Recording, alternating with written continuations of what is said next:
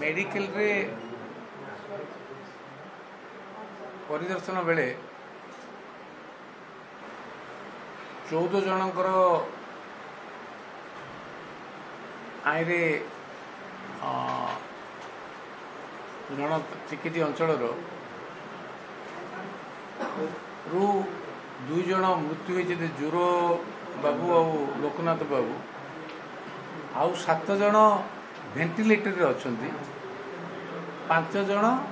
bed रे अच्छा 5 जनकर अवस्था इम्प्रूवमेंट होती 7 जनक भितर 3-4 जनकर बिथिडल सिंड्रोम रे साफर होउचंती जेहेतु रेगुलर ताकर हैबिट थिला आउ 2-3 जन कर अवस्था धीरे धीरे इम्प्रूवमेंट होउचे एज पर डॉक्टर रो सोर्स चिकिटी घटना पुणी 2024 रे आम समस्त आखि खोली गतकाली एक्साइज मिनिस्टर ए बाबद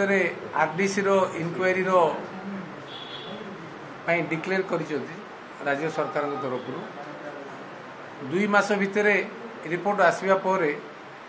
कार्यानुष्ठान पई प्रतिश्रुति देइचंती आउ घटनार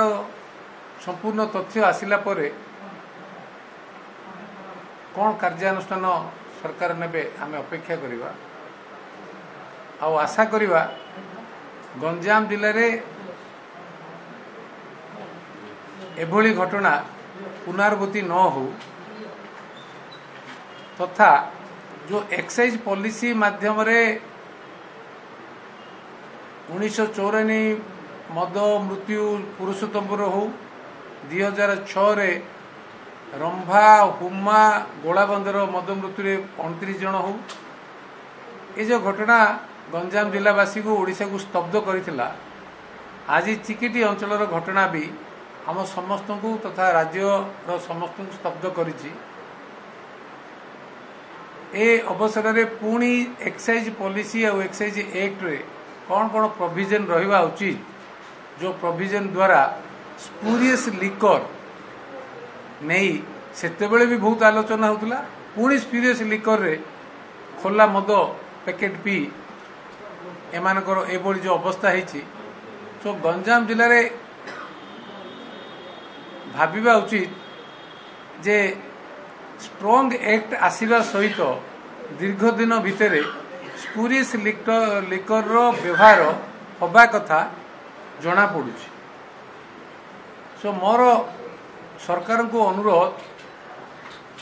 जे एक्साइज पॉलिसी को पुणी री एग्जामिन करी एमिति प्रोविजन करा जाऊ जो प्रोविजन रे दीर्घ वर्ष धरी जो भेंडर माने भेंडिंग करुथिले एक्साइज रे एज कंट्री लिकर रो परिवर्तन करा जाऊ तथा एक्साइज पॉलिसी रे प्रोविजन रखा जाऊ स्पूरियस लिकर जो माने इन्वॉल्वमेंट हेबे एंड